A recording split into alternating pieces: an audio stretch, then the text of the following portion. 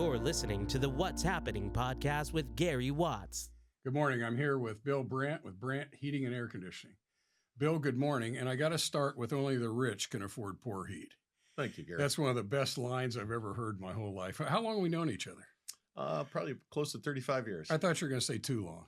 Too long. Is it only 35 years? Yeah. So let's get started a little bit with all my folks that come on the podcast. I like to talk about family, things that are important. I like to talk about how you got started. So go through you start with your lovely wife, Deb, and your family, your children, your grandchildren, if you could, just kind of peruse through your family. Tell us about that. I was very fortunate that I got to start to work with my dad in 1972. Whew, now you're dating yourself. I know. And right. You were just 10 years old. Right? No, I was 13 at the time. But I got to have the opportunity to go to work and work with my hands and actually build something, and found a real love for it. Were you pressured to work for your dad? No. Did he invite you, or you just wanted to be around him? Well, he just told me. Okay. You know, right. back in the 70s, you kind of did what your parents told you to do. Right. And had loved athletics, loved sports, whether it football, basketball, or baseball, because that's all that was offered to us back then. And I participated in all three of them. Probably my love was in baseball. And what'd you play? I was a catcher. Really? Okay. Yeah. That's why your daughters were catchers, right? Yeah. Huh. Yeah. Now I'm starting to get it. I'm getting older, but I don't know if I'm wiser. Well, you know, I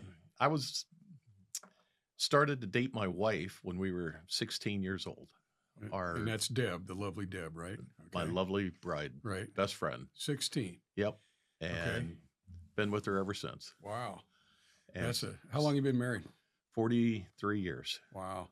And we've been together for 48 years. Great. That doesn't happen. You don't hear about that much anymore, do you? People have been together that long. So tell us about your kids. I have 3 great daughters. Okay. Erin, Alyssa, and Mary. Okay. And Erin married James Litton, and James works for the company. He's been with us for over 20 years. My daughter, Alyssa, has been with us now for almost 13, going on 14 years. And Mary is living up in Lakeville, Minnesota. And is that near Minneapolis? It's a suburb of Minneapolis. Okay. All right. Yep. Erin has 4 children. Wow. Alyssa has 2 children, and Mary has 2 children.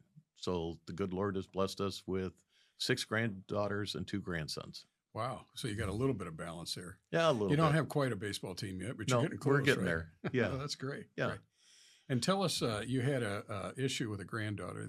You lost a granddaughter. Tell us about that if you want to. I had Alyssa and her husband Jamie had a daughter that was born at 26 weeks. Okay. And spent the better part of 3 months up at the University of Iowa hospitals in their NICU, right. And so on and so forth. And today she's a striving 12-year-old 7th grader at Regina that you would never know the difference. Is that amazing? In 26 weeks, that's really early, isn't it? It is. I mean, it is.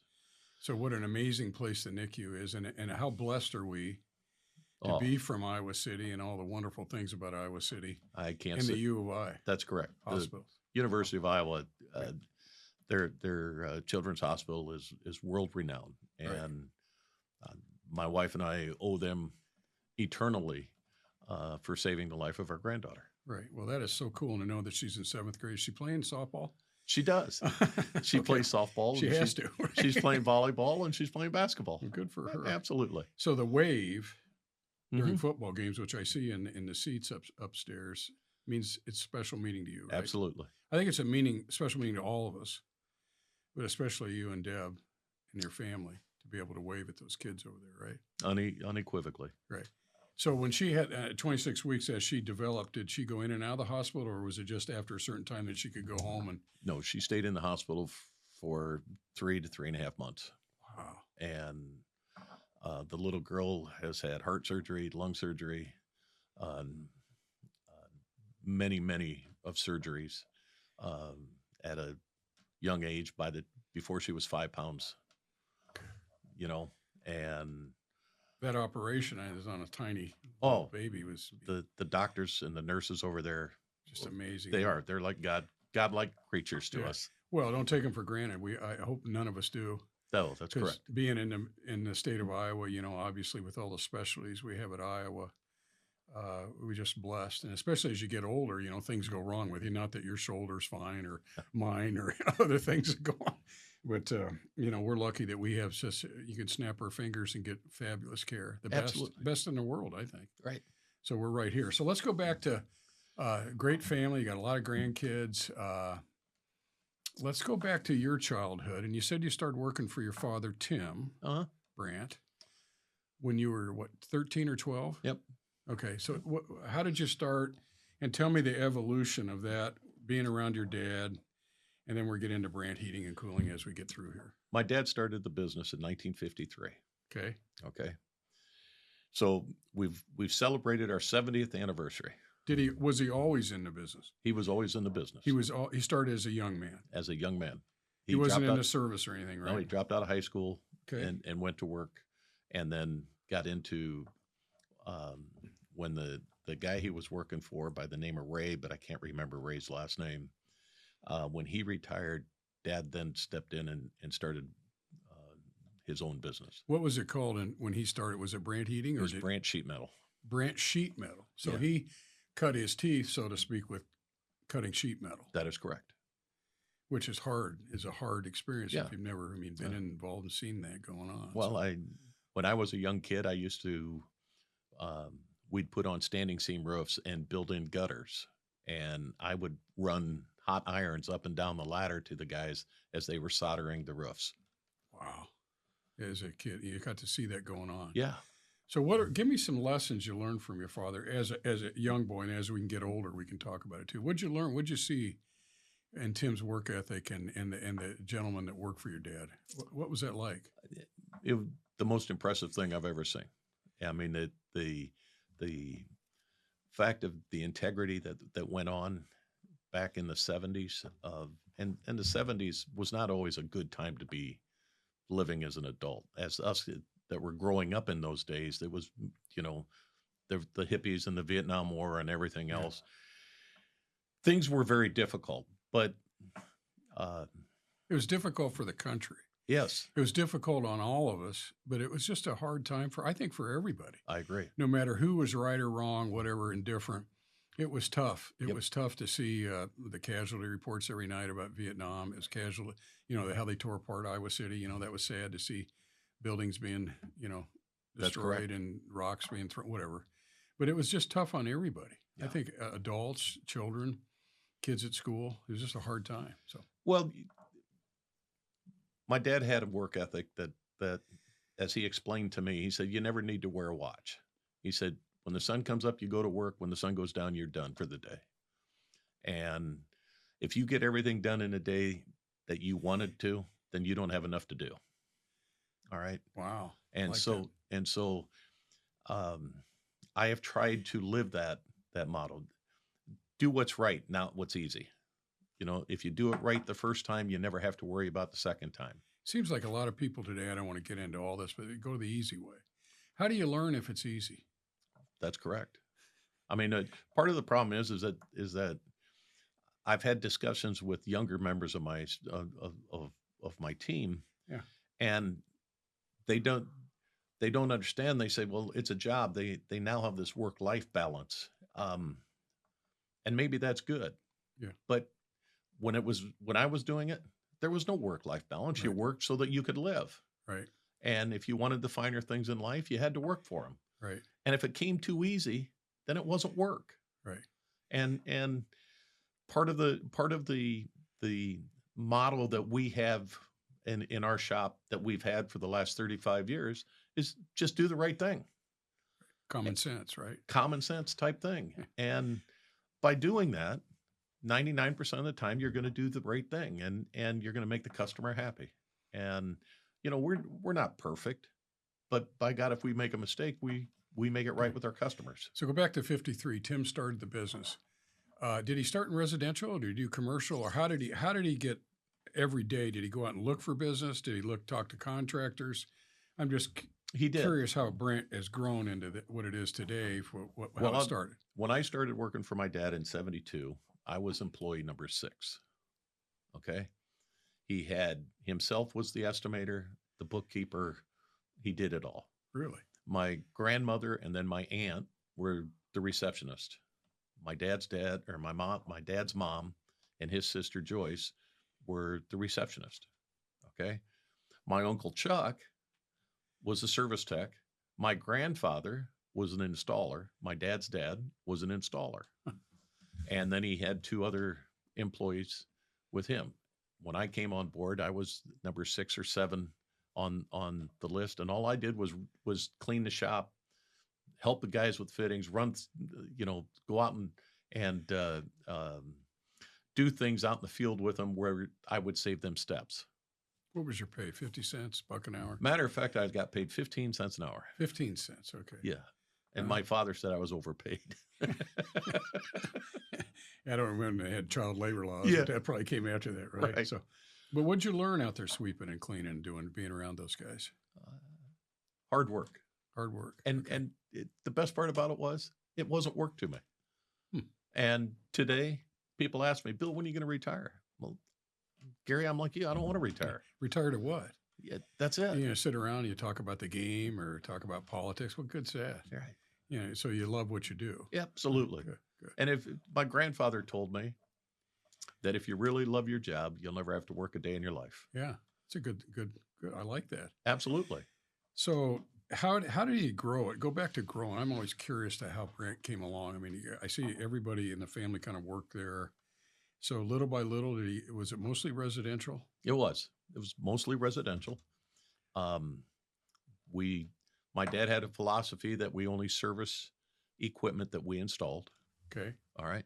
So if somebody called and had another competitor, you wouldn't service it. That is correct. Even from the start. Even from the start. My dad used to tell him, okay, well, that's a certain brand of furnace. Call this guy because that's who put it in. All right. Well, then construction started happening in Great Gods in the late 70s, early 80s. Yeah. After the 17.5%, 18% interest rates, when Ronald Reagan came in, everything started to boom. Construction started to go. And I said to my dad, I said, Dad, if I'm going to be a part of your team, I want to grow this business. And he said, we're not capable of doing that yet. And so he kind of said, go out and hire guys, go get some guys. And so with the fortitude of my father, I hired some great guys. I mean, guys that, matter of fact, over the last 2 years, I've had 4 guys that have retired out of our company. One had 45 years with us. One had 38 years with us. And 2 of them had over 30 years with us. It's amazing. And we continue to grow. And because I've been blessed with people like you that say, hey, I'm building this commercial strip mall or having a house to do, and lots of contractors that I got to meet through Iowa City Home Builders, all right, which is a great organization that I was able to pick up some jobs and pick up some work. And so we would go out and I would find a guy that, is maybe being a bartender. Hey, you ever think about changing jobs or a waiter or a guy working at a gas station? Hey, you want a full-time job? You want to learn a trade? You want to learn a business? And they'd come work for us. And then we would teach them. I can't teach them how to work, but I can teach them the heating and air conditioning business. And so one thing led to another, and we started growing and growing. And now we're up to over 50 employees. And we have our business has gone into now, not only do we service our own stuff, but we service other brands because other companies can't maintain their service. And so we have taken on that. What used to have 2 service techs, now we have 10 service techs that are running. But when you say service, go back to 53 to 72 or Right. late 70s. Your dad primarily, on Brandt Heating, was mostly service. That's all. You're servicing things. Servicing and install. So if somebody had a existing home, you might go in and put a new air conditioner in or whatever. In the 70s, there weren't any air conditioning. Yeah, I was going to say in the 50s, 60s, we didn't have air. It was a fan. Right. And but my dad got his start by working on coal furnaces. Coal furnaces. So did he shovel coal too? He did. He did. And we had oil burners. Mm-hmm. That's right. And so when I was a real young kid, Dad would have to go in and clean an old coal or an oil stoker, and I would crawl inside the furnace and use furnace cement to seal all the casings. I remember those little doors on the side, the basement of the house. You'd shovel coal and throw it down. Right. So I'd crawl into that, seal all the casings on it, and then crawl back out. Wow, that's amazing. So service work, and then you started to grow. So when was your growth spurts? Late 70s, early 80s? Our real growth spurts were in the 90s.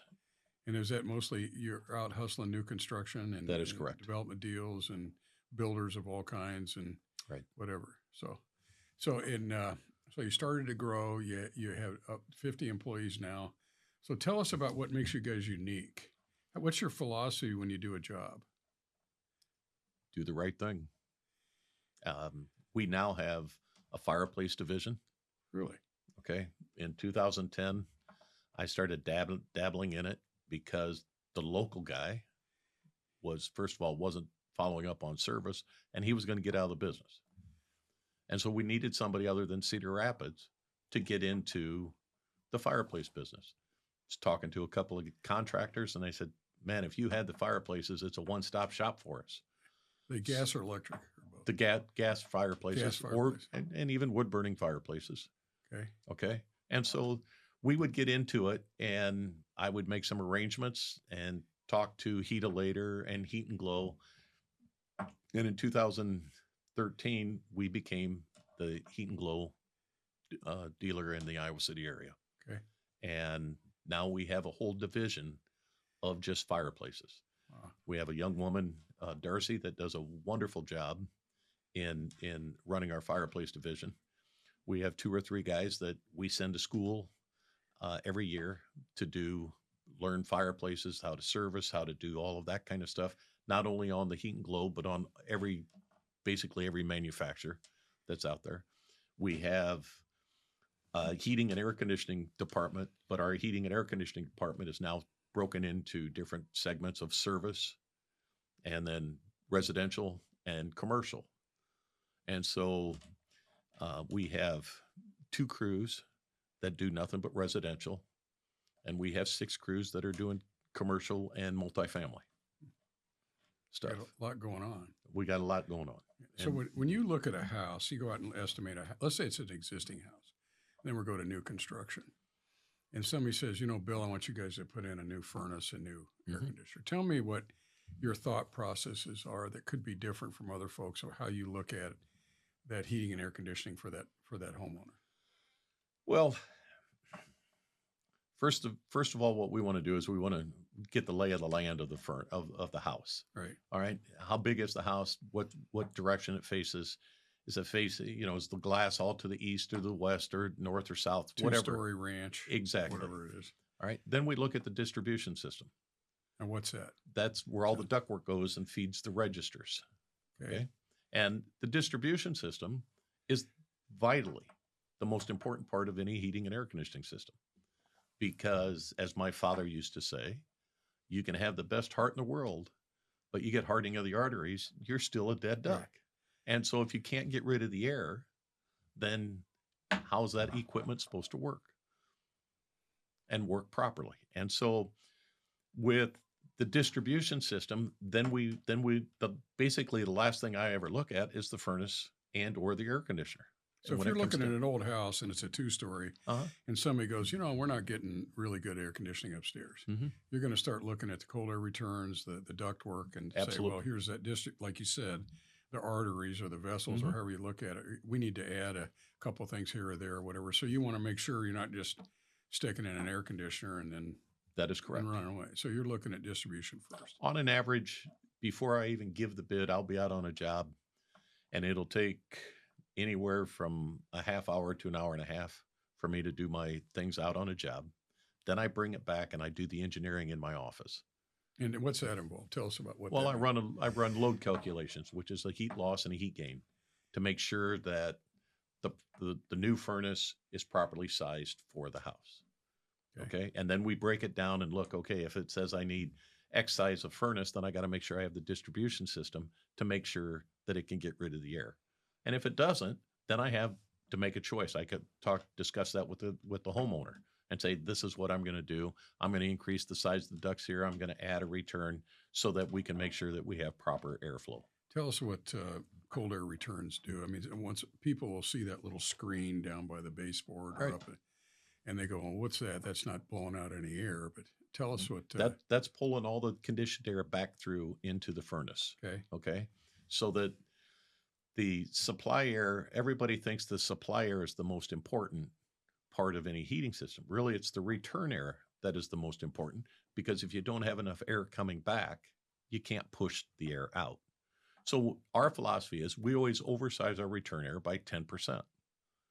Okay. In new construction, we oversize it by 20%, because there's always something in new construction that you can't get everything that you want. All right.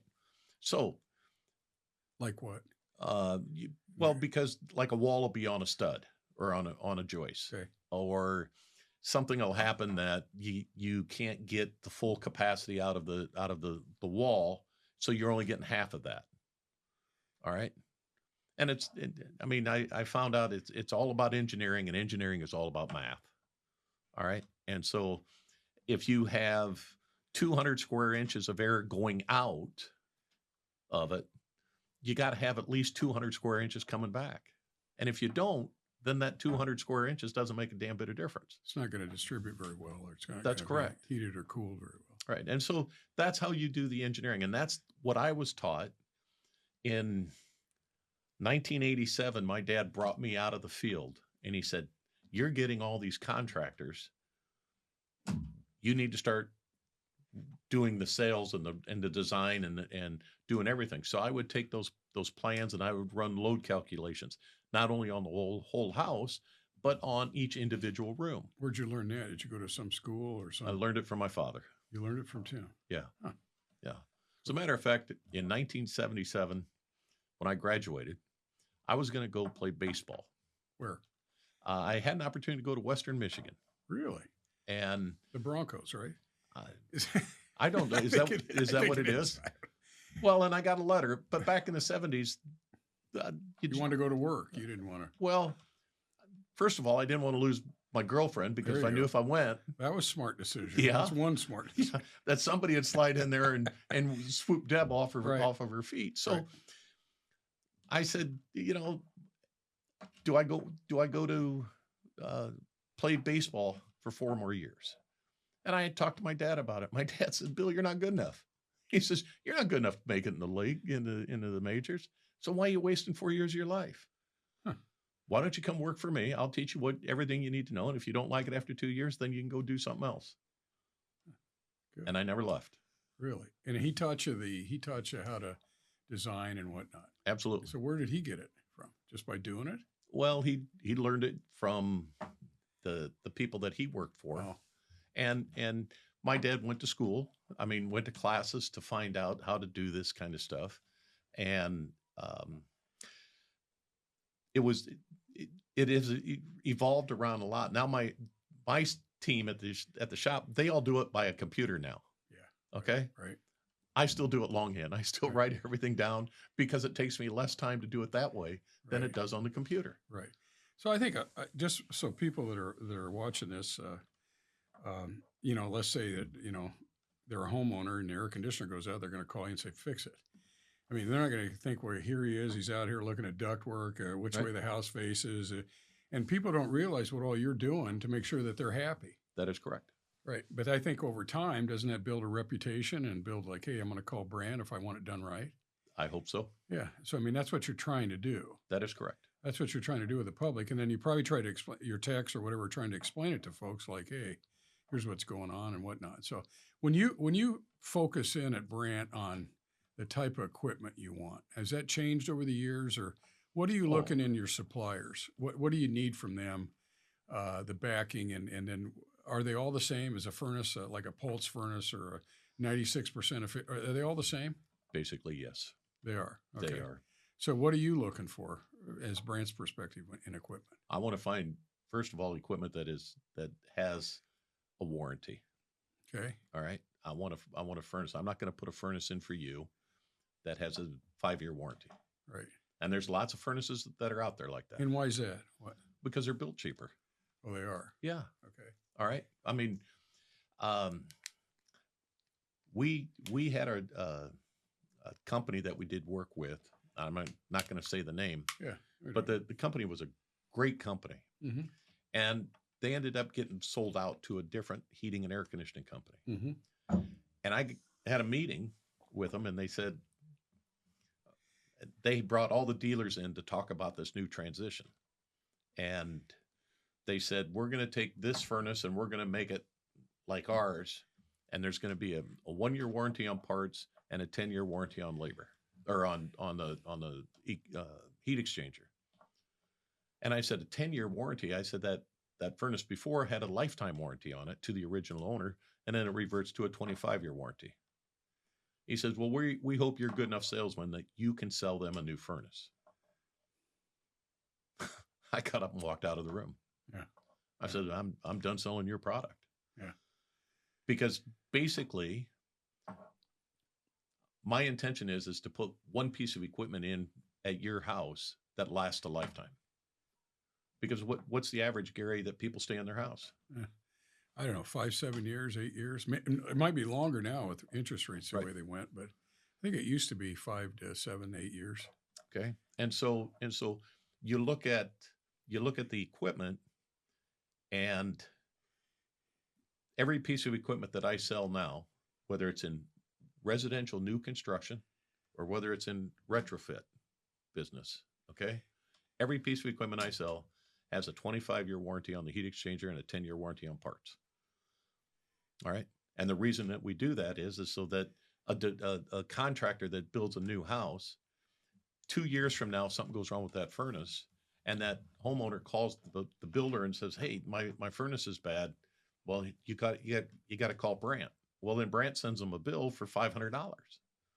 Now that homeowner is going to be mad at the builder because they just had to spend $500 on a 2-year-old piece of equipment. Does that include labor too when you look at it? Yes. In warranty, it does include labor. Yeah. So your companies that you buy stuff, they're backing you on your labor. They are backing us on our labor. That's good. And I'm not going to be the least expensive guy. Yeah. But if you compare what your dollar's getting you, nobody can compete with what I do. So you got an existing home, does it face the sun? Does it two-story ranch? You look at the ductwork, the cold air return, whatever. Mm-hmm. You're looking at all that. So you put that. Now tell us about new construction. Same thing, same process. Same thing. Same you process. get a blueprint. You're looking at where this is. You might talk to the builder about where the cold air ducts are, or, the soffits, where they're going. So you're going to lay all that out to them. I draw every job that we do comes with a blueprint. Comes with a blueprint and what you're doing. And what we're doing, and the size of the equipment, and the load calculations. I mean, here's thing. How large or small the house is. It doesn't matter. Doesn't matter. Doesn't matter. Okay. All right. Most companies today, they look at where the windows are, and they'll put a 2 1/4 by 12 or a 4 by 10 register. Some of them even use a 2 1/4 by 10 register, and they put them in front of each window. Okay. And then they run a 6-inch round pipe to them. Now, of what I've seen, lots of companies are running flex duct up in between the floor joists. And the reason is because of cost. Right. All right. Because sheet metal is expensive, right? Sheet metal is more expensive. Right. I mean, a 6-inch piece of flex duct, a 1-foot piece costs you 50 cents. Whereas a 1-foot piece of 6-inch galvanized costs you $1.20. But what's the right thing to do? So all they got is 6-inch round pipes going into all of their registers. Okay. Well, tell me why a 5 by 8 interior bathroom needs a 6-inch round pipe when you have a window or a bedroom that's on the southwest corner of a house that only has a 6-inch round pipe. That's why we run individual room load calculations and decide, okay, this is how much air we actually need to do. You start out of the furnace with a certain width, and then you diminish that so you have more air flowing for the around. velocity. Yeah. Maintain the velocity. So you got enough push up in there. That is correct. Yeah. Well, that's a cool thing, too. And so it comes back to running 7-inch round pipes compared to 5-inch compared to 6-inch round pipes. So as an average consumer, they'd have no idea what you're doing in there. None. They just want to go, and they want air conditioning. That is correct. Or they want to have a thermostat that now you can put them on your phone. You got apps. You got. And I still, I still just push the button. Yep. I don't know what I'm doing, but the technology is actually fabulous. If you're on vacation, Yep, you can play with your phone, and you got another, and you can lower it or raise it, whatever you're doing. Or I'm coming home and I could do this, and so I mean the technology is amazing. Absolutely, it is amazing, and it does show people. It's really convenient to warm it up. Hey, I'm headed home. That's right. You fly into Cedar Rapids from in the middle of the winter time, and you land. You look at your phone, okay, and you got it set at 60 degrees. Well, I'm going to be home, so you bump it up to 70, and by the time you get home, it's 70 degrees in your house. Let's take a custom home. Custom home. And somebody goes, Bill, I want to really. My basement's always cold, so you could have in-floor heat. Hot water.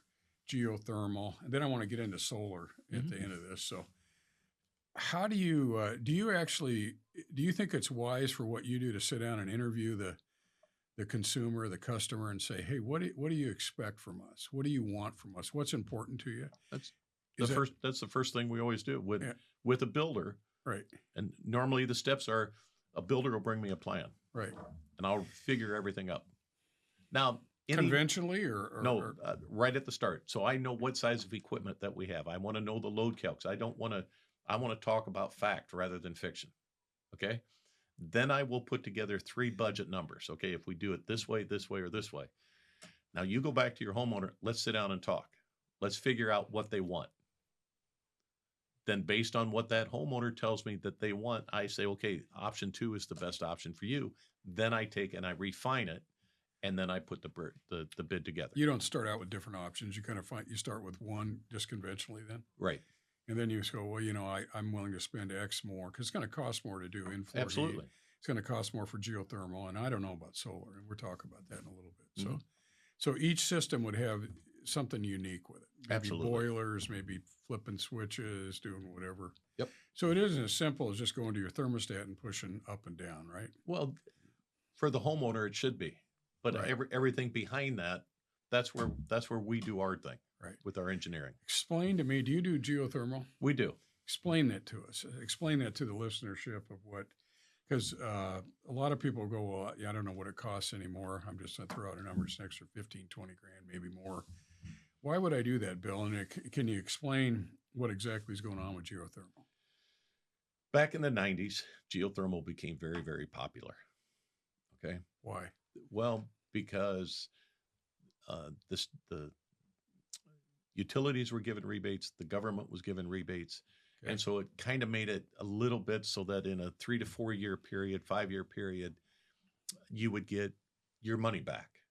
Is it reducing emissions, carbon footprint, all that kind of stuff? Exactly. People did it so that they wouldn't have to depend on gas for it. Mm-hmm. Well, what we have found over the last 20 years is that geothermal is unequivocally the most expensive type of heating and air conditioning you can put in your house. Okay? That if it's installed properly, it will last a long, long time.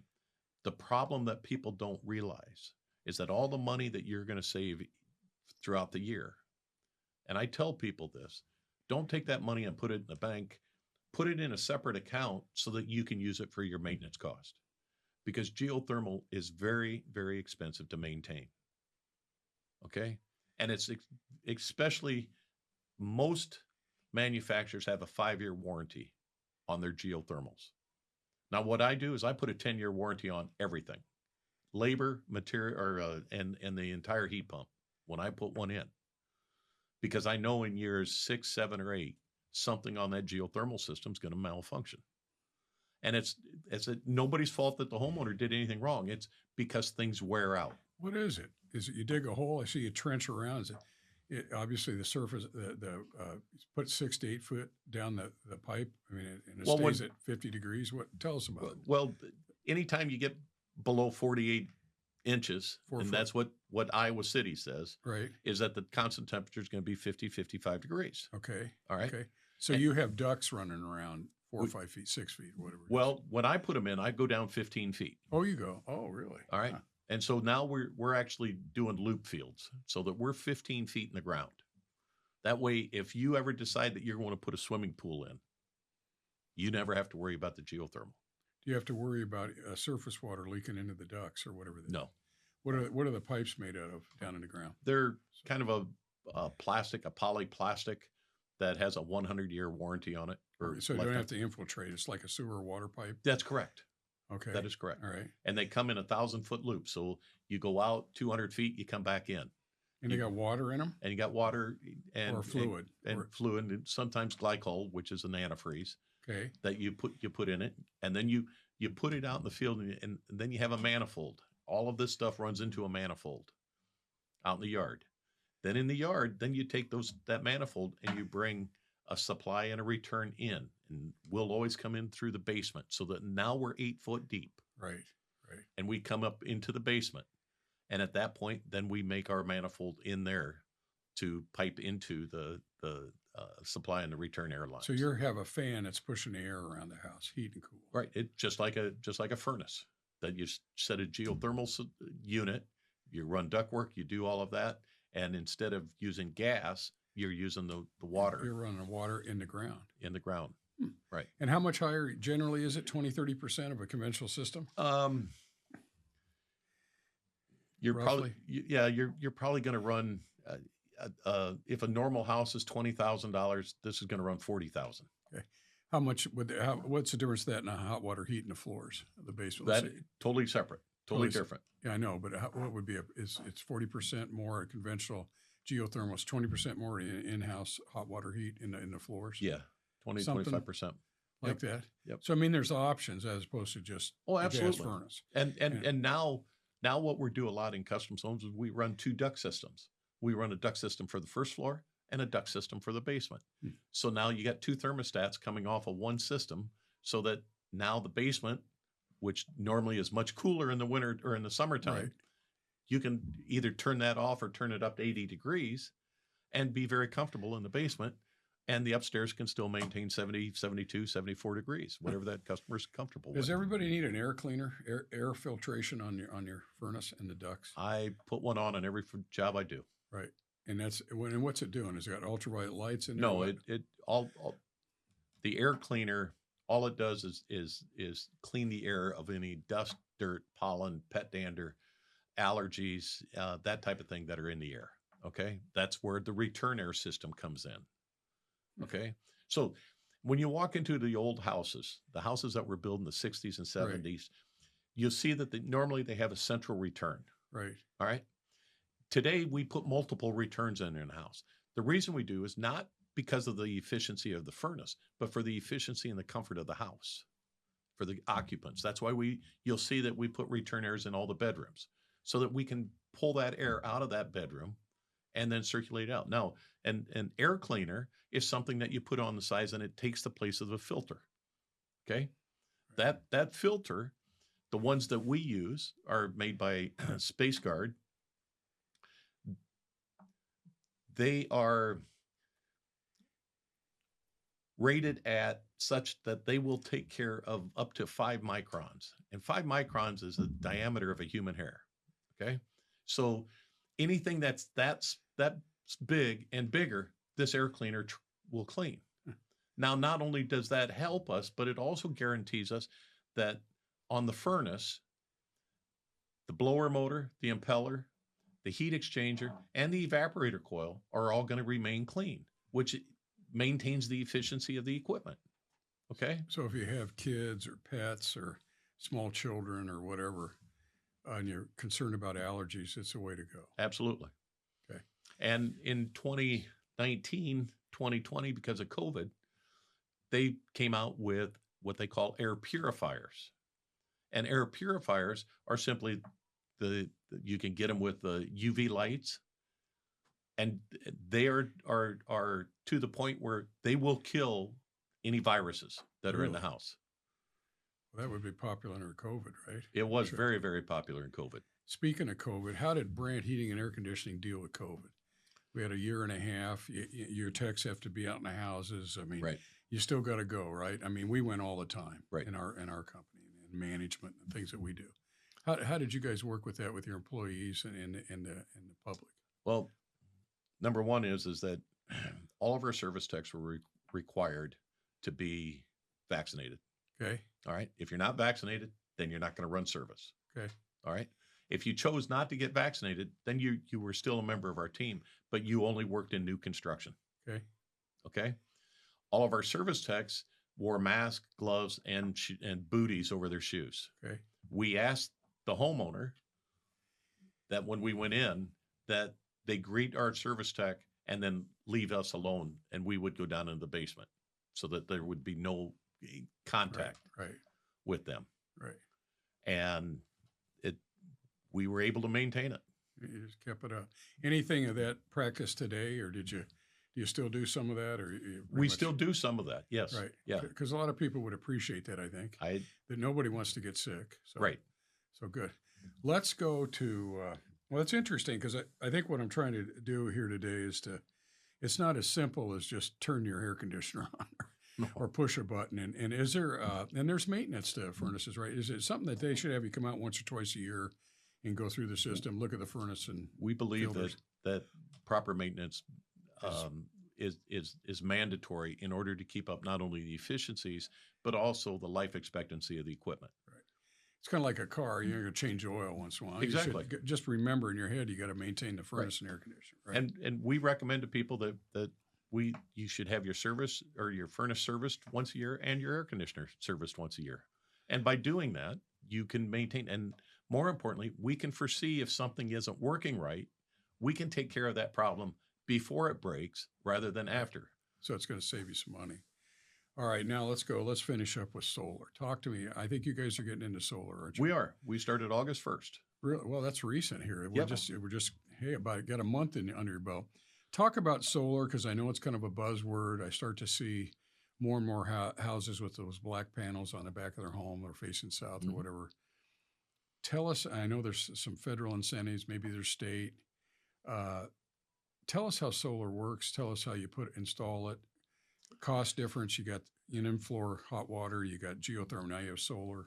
Well, and go through that with us. Explain it. The reason that we undertook solar was basically the same reason that we took on the fireplaces. Contractors were asking me about it. Okay. They're building a custom home. Okay. These people want to be carbon free. Okay. All right. So how do you size the HVAC system and the house and then have somebody else come in and do the solar that doesn't have any of the engineering? So that's how we got it started. Now, I didn't know a damn thing about solar 6 months ago, but from learning, and I have a partner that's in the solar business with us by the name of Tim DeWhite. Okay. All right. Did he play football? He did. He's pretty fast. Yeah.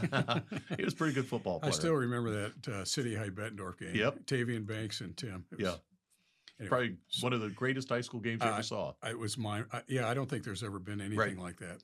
Right. And I think Tim was a junior, Tavian was a senior. Yep. And it was down at Bettendorf. Yep. And they're still good friends today. Yeah, that's great. It's cool. You know? Both are fabulous. But players, anyway. Tim has been into solar for the last 12 or 13 years. I didn't know that. Okay. Tim used to be the president of the ISECA, which is the state of Iowa solar panel company or board. All right. Okay. Tim is brilliant when it comes to solar. So when our company moved from our Highland Court location out to Hines Road, all right. When did you move? In 2019. Beautiful facility, by the way. Thank you. Thank you. We went from having 3 buildings in the Highland Court, Gilbert Court area of about 18,000 square feet of office and warehouse space. We moved out to Hines Road, and we have 32,000 square feet. I said at that time, let's do something different. All right. So I contacted Tim. Tim came in, did his engineering, and we put solar in. All right. Now, when my accountant and I were looking at moving into this building, we had to put together kind of a price sheet, right? So we figured $18,000 a year in utility cost. That was based on what we were spending over on the 3 buildings. All right. So Tim comes in and he says, well, I can't take care of 100%, but I can get it pretty close. So we put a solar array on the south side of our building. Today, I spend approximately $150 a month. No kidding. Yeah. The whole thing. For the whole thing. And that's electric, right? And it's all electric. So the only time that I have to use the gas is in the wintertime to heat the warehouse, because everything in the offices is now all electric. So what's the payback? You spent, I don't know. My payback was 10 just, years? Just under 4 years. Really? Yeah. Because I've heard 10, I've heard 7. Well, I don't know what to believe. In a commercial establishment, oh, most people will get a payback within 4 to 6 years. So the sun hits the collectors, right? I was sunny about half the time. Mm-hmm. I don't know what happens on a cloudy day. So when it hits it, tell us, get from there into where it uses the power. Goes from the solar panels, goes down into your electrical panel. It goes into like your 200 amp box. Exactly. And now it's feeding that 200 amp box. Instead of pulling it from the utility company, you're using the sun for your electricity. How does a utility company, how do you pay them? Because they have a monopoly on power, right? Is there a minimum usage? Yes. Well, you're going to get charged $15 a month. No matter what? No matter what, because you got your electrical meter there. Okay. So you still have an electric meter? Absolutely. Okay. Yeah. How does it get to the electric meter? Through the wiring. Once box? the panels are on the roof, we wire down through the electrical panel into a switch that, for sake of safety, that if there's an electrical problem, we can shut the power off so that it can't backfeed to a worker that's working on the utility lines. So the panels are up there and they're basically producing electricity. Absolutely. I'd like to know more about that. That's probably a big conversation. I mean, that's interesting to me to just see panels, but whatever, that sun's trapping that power, right? Mm-hmm. And then it runs to your house. What happens on cloudy days? Let's say you have 2 weeks, it doesn't in the winter. Well, even on a cloudy day, it's still producing. It is? Yes. Huh. Yeah. It's interesting. Yeah. Does it need to produce every day or does it store it up? Or do you store somewhere? You can put a battery in and it'll store the power for you. In a battery? In a battery, and it'll last for 1 to 2 days of power. Okay. Most residential people don't want to do that, and because the batteries are very expensive. Okay. And Mid-America, make no mistake, they do a great job. I mean, most people, when we have an electrical outage, it's out for a couple hours. Right. And so Mid-America has a policy, what they call net metering, so that all the power you produce, if you don't use it, they buy it back from you. And they're buying it back at the same price they're selling it to you. Really? And so figure a cartoon that on one house, all the solar is coming in and it's going back out, and now it's feeding your neighbor's house. That's pretty cool. Yeah. How much more is solar? Let's go to in-floor hot water. Let's go to, conventional in-floor geothermal solar. Well, it's going to depend on, now instead of having a gas boiler, you're going to have an electric boiler. Okay. All right. So that gas boiler, instead of being 100 amps or a 100,000 BTU gas boiler, now it's going to be a 15 kW electric boiler. Okay. Now you size your electrical panel or your solar array to take care of that 15 kW that you need for your boiler. Other than that, everything else stays the same. All you're doing is changing the equipment. As when people want to talk about solar. Average homeowner, you're going to get your investment back 5-10 years? No. Commercial, you'll get it back in 5 to 10, or usually 4 to 6 years. Residential usually is going to take somewhere between 8 to 12 years, depending on the size of. The more you have, the faster the payback. I see. So, and then you're still going to get some federal credits, right? That's still out there. There's 30% tax credit. So I guess it depends on the individual homeowner how they want, like carbon's footprint, climate, whatever it all goes on, and so it gives them a nice option. It does. That they're utilizing the sun. Yep. And because we got windmills all over Iowa now, and that's generating power and Well, and lots of things. the beauty is that the normal homeowner, they know that their utility bill, let's say a homeowner now pays $300 a month. Yeah. And they hire us to come in and put solar on their house. Right. They're going to drop their bill from $300 on average of $300 a month to $25 a month. They know for the rest of their time that they're in that house, they're going to pay $25 a month. So it makes sense if they're going to be long-term. It's a custom home or you're going to be there That's long-term. correct. Okay. If you're going to be there 3 years, probably not going to do the investment. It's kind of silly. That would be correct. Okay, great. So give me your thoughts. And so that's an interesting conversation. Give me your thoughts on 20 years from now. How are you going to heat and cool a house? Forecast that. I think everything's going to be electric. Electric. Yeah. Okay. Generated by solar, wind, whatever. Exactly. Just like cars, a lot of them are going into batteries or electric. That's correct. And that's because fossil fuel, we're just going to slowly go away from that. The dependency on it is going to be gone. I mean, what's interesting, Gary, is in 1977, my dad and I went to a solar convention in Des Moines, Iowa. I bet that was wild. They probably thought you were crazy at Well, that time. My dad invested into this company that was out of Colorado. He thought this was the cat's meow, as he would say, that we can use the sun to power and to generate enough electricity to take care of each home.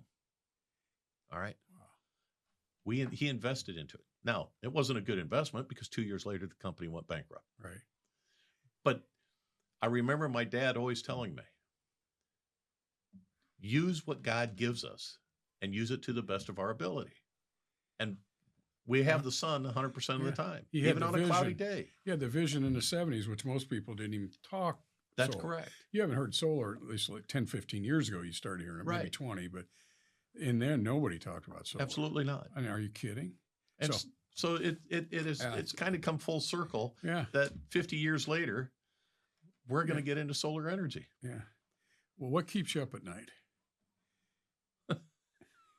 Nothing. Nothing. Nothing keeps me up in. Focus on Brandt Heating and Air Conditioning from a company perspective. Anything keep you up? I had a dear friend who's also my attorney said his biggest concern of me retiring is that my DNA is Brandt Heating. Everything I ever do. And I tell my children that take care of the company and the company will take care of you. Take care of the customer. Don't be a transactional company. Be a relationship company. You build relationships. You build on trust. When you tell somebody you're going to do something, you do it.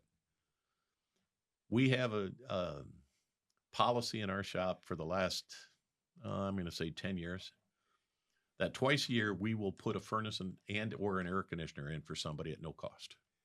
Somebody that needs it. Makes you feel good, though, doesn't it? It does. You can't replace that. No. They probably need it, and you did something nice, and you can never have ill feelings or negative thoughts when you're doing something positive like that, can you? That's correct. So And it doesn't matter how much it costs No. you. It's one of those things. Yeah, and you don't even, you can almost be anonymous and just do it. That's what we do. Make you even feel better. It's like, hey, we just did that. You know you did it. What a good thing. Well, I'll tell you this. Last year we had a customer that my dad did the original install when they built the house in 1967. Huh. And at that time they had gas air conditioners. Mm. Okay. So in 1985, 86, I went over and we changed that system and we put a new furnace and an air conditioner in. Back then there wasn't high efficiencies. Right. Okay. We went in there last year and changed that system. So in the same house, Brandt Heating has been in that house 3 times to do all the HVAC. This woman is 90 some years old. Great customer. Has been a great customer all her life. And she lives on a fixed income. You've seen that. Yeah. All right. So I go in there and my service tech is in there and he says, we can't do this. And he called me. I go out. I drop what I'm doing. I go out to see our service tech so that we don't do the wrong thing. Right. At that point, I said, we're going to put a new furnace in. We're going to put a new air conditioner in. The young woman, as I call her, said, Bill, I need to check. I'm not sure I can afford it. I said, you can't afford not to. how much is this going to cost me? I'm not going to charge you. You've been a great customer for us for 60 years. How do you replace that kind of thing? You can't. No. Right. What are you most proud of? My family. Great. You got three daughters, right? 3 daughters. How many grandkids? 8 grandchildren. Yeah, that's fantastic. And that's quite a legacy just in that. Yeah. And then you think about, and your mother too, but I knew Tim. Yeah. And on the city council and all the things that he taught you. That's pretty cool too. You know, my grandfather was mayor of Iowa City. I didn't know that. I knew Tim was on council. Was Tim mayor too? Tim was mayor too. I didn't know your grandfather was. My grandfather was mayor in 58, 59. My dad was mayor in 72, 73, or 72 to 74. Yeah. And they believe in Iowa City. Yeah. And great place to believe in, by the way. One of the things that back in the late 80s and early 90s, I served for 8 years on the Iowa City Parks and Rec. Yeah, Mary Weideman. Mary Weideman. She was fantastic. John Beasley. One of my favorite. All of them. All of them. Yeah. Yeah. And I was at that point thinking of going in 1996 of getting involved in city politics. And I even had my application, and I had the 200 signatures that I needed. Oh, you did? And I went and talked to my dad. And my dad said, there's 2 things that are going to suffer: business and your family. Yeah. You got kids that are in junior high and going to be in high school. You're going to miss their activities. Yeah.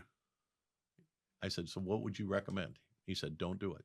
He says, the business can't afford to have you out that far, and your family doesn't deserve to have you miss their activities. Great. And at that point, I walked away from being involved in the city council. Very wise. Well, I mean, there's a lot of good to it, too, right. But there's a lot of work. People don't realize how hard counselors work. That's correct. No matter what you believe politically, I mean, they work their tails off. They do. All the stuff they have to study and know how to do. So well, it's a lot of work. And I think, quite honestly, Gary, I think that we need more business leaders or people involved in our city council, because sometimes the city it heads in a direction that really isn't in the best interest of everybody. It's in the best interest of a select minority of people that are the loudest. And it's no different than in federal or state politics. It's the 80-20 rule. 80% of the people, regardless of what Democrat or Republican you are, they all believe in the same thing. Right. It's the 20% that the 10% on each side that are the loudest that get their way. One of the things I think you're coming clear with is, obviously, Tim, I give you a lot of good advice, is very wise. And that's what I tell younger folks today. It says, I'm probably not better looking. I'm not any smarter. I know I'm not any smarter, but, we've been in more life experiences, and we have a little bit of wisdom, and we can maybe help you through some things. So, Bill, the amazing thing is that we were talking to my children. Alyssa and James are in the process of taking over the company. And I told them, I said, do you know how you get wisdom? Through experience. Yeah. And, I'm very, very fortunate. I have a brother, TJ, that's been with me for 40 years, and the company would never been able to grow without the help of TJ. I got two children that are involved in the business that have the same philosophy as helping people. I mean, as long as you have that, and the family atmosphere or the family bonding is still there, how can you go wrong? Yeah, you can't. Right. Bill, this has been fantastic. I appreciate you coming in. And I love hearing all the stories and talking about Brandt Heating and Air Conditioning. So thanks again. Thank you very much, Gary. You bet. Appreciate it.